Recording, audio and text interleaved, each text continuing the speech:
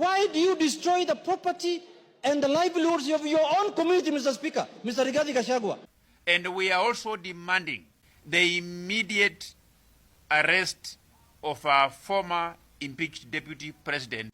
Would you believe me if I told you that the Kenyan government is trying to frame Kikuyus for a revolution that was started by all Kenyans? So Kikuyus have become so accustomed to anarchy, chaos and destruction in the streets, and it's becoming pathetic. And it is happening without any official statement, without any facts, and without shame. So guys, mmesikia hii ati hate on Akikuyu. For what? For what? Why should I hate Akikuyu? The secret, a dangerous plan to use tribal divisions to kill national resistance. What happened, your maandamano, was very wrong. I call one official of your government. Nikamuuliza, why is this happening? Jamaa akasema, wacha watoto waibie wazazi wao. Hiyo manyumba iko Nairobi ni yao. So why do you hate these Kikuyus? They are even calling it a Kikuyu uprising. But what if I told you that the truth is even far more terrifying? Demonstrations must be for all Kenyans.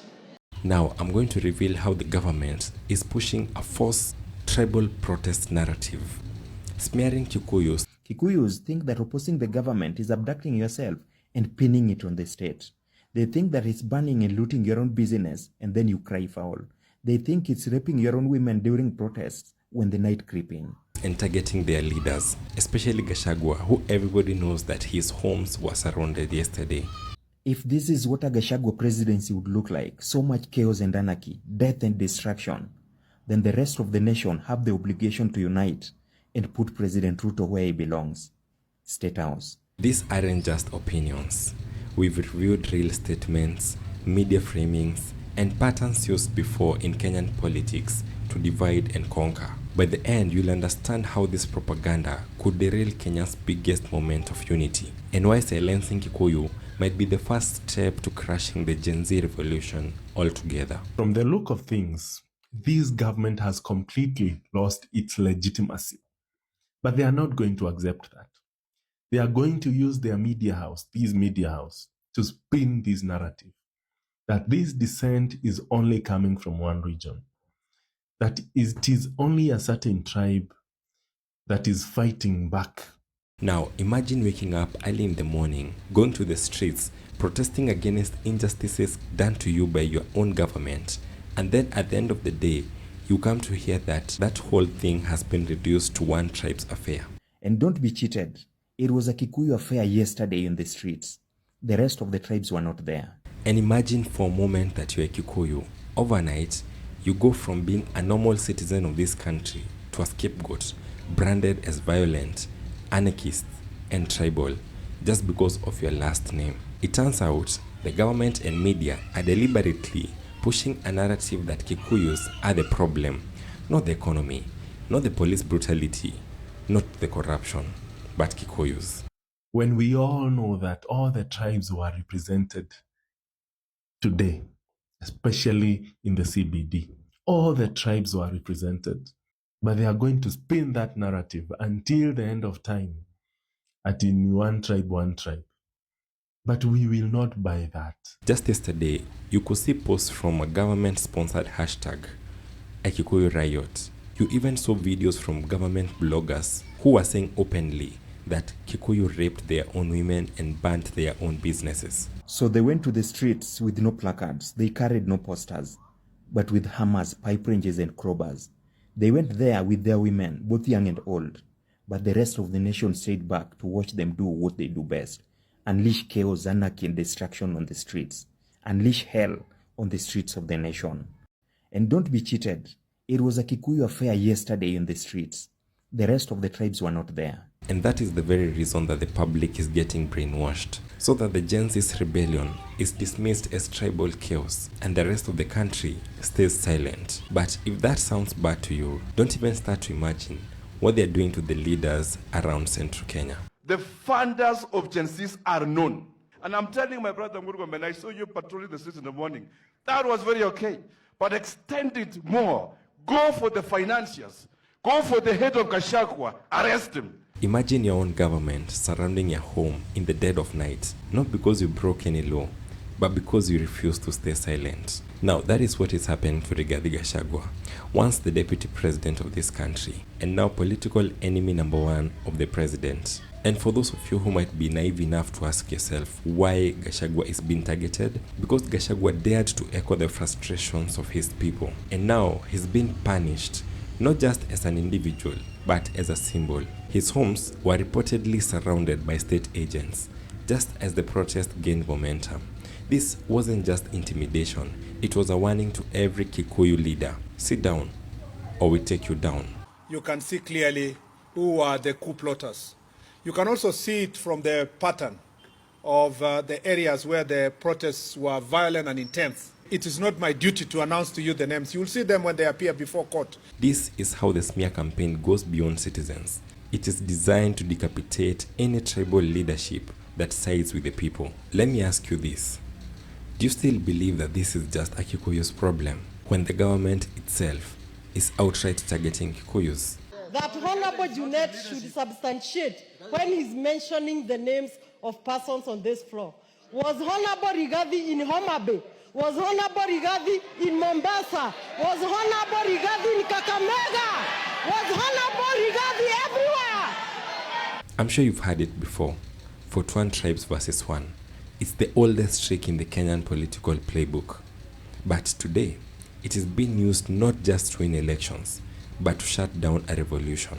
Instead of addressing Gen Z's demands, lower taxes, accountability, justice, the regime is turning the country against itself. One of the government bloggers openly said, "So where are the Luo?" they asked. We Luo sat this one out, and thank God we did. See, every business looted, every car burnt, and every woman raped yesterday in the streets would have been pinned on us by the media in cahoot with Kikuyus. And continued to say, Kikuyus have shown that they're the ones who infiltrated Luo protests before to steal and loot. But the veil has been lifted, and now we can see the true face behind Gen Z, and it's a Kikuyu face. This is how the government breaks unity. They blame one tribe, isolate them, make others afraid to join, and in the silence, they kill the momentum. Yes, I want to talk to our people. There is no way somebody can convince me as a Luo to start hating on Kikuyus. You cannot convince me. And Peter Kaluma and other leaders, I want to tell you this categorically. Yes, you will not intimidate us and you will not tell us what to do. We are in this war too, and this is our war. You cannot convince me that all of a sudden somebody I rejected in 2022 has all of a sudden become a very good person. You will not convince me, and this is not Kikuyu's war. This is our war too. Before we move to the final twist, here's what all Kenyans are beginning to realize. Every Kenyan is hurting, from joblessness to extra taxes, failed healthcare to police abuse.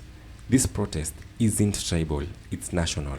Sisi hatuachi Wakikuyu hata kuenda, sijui hata kutaenda aje. Wakikuyu bwana ni mashemeji yetu bwana. Lakini ile mpango yote ulikuwa nayo wewe Mr. Willy. Hey bwana, hiyo hapana. Hiyo hatuwezi tukakubali hiyo. Sisi hatuwezi tukakubali. Hao ni mashemeji wetu bwana. Tumewaoa, wameoa kwetu.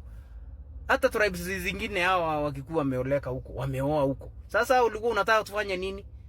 Hapana, Wakikuyu forever. But if the tribal narrative wins, hope dies, unity dies, and Ruto wins. What we are witnessing isn't just a spin, it's a psychological war. The government wants you to believe that the protests are dangerous, chaotic, tribal, so you stay at home. Even respected media houses are towing the line, highlighting Kikuyus in a certain way, ignoring the fact that every tribe was on those streets. If this continues, real change will choke in tribal smoke. And the next time the government fails, we'll still be blaming each other instead of holding leaders accountable. So, there you have it. The government's hidden plan to smear Kikuyus, silence Gachagua, and turn Kenyan youth revolution into tribal shame. But this isn't over. If this even slightly shocked you. And don't be cheated. It was a Kikuyu affair yesterday in the streets. The rest of the tribes were not there. Then you've seen nothing. We've barely scratched the surface on what Ruto is turning this country to. Now, watch this video to see what he's willing to do. And this reminded me of the hyena kingdom, the most chaotic of all the animal kingdoms. So here's the deal. In the hyena kingdom, females are dominant. They lead the social structure, while males play a more supportive role. Females are larger and more aggressive. They lead hands and establish dominance over males within the clan. Does that ring a bell? So let's juxtapose this to the Kikuyu tradition.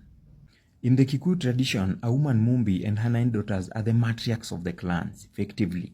The Kikuyu society, just like the hyena kingdom, are matriarchal in nature or are headed by women, as opposed to any other tribe or ethnicity in the world which are patriarchal in nature or are headed by men. No wonder. You'll find Kikuyu men disproportionately bearing female names as opposed to any other tribe or ethnicity in the world. So here's the question.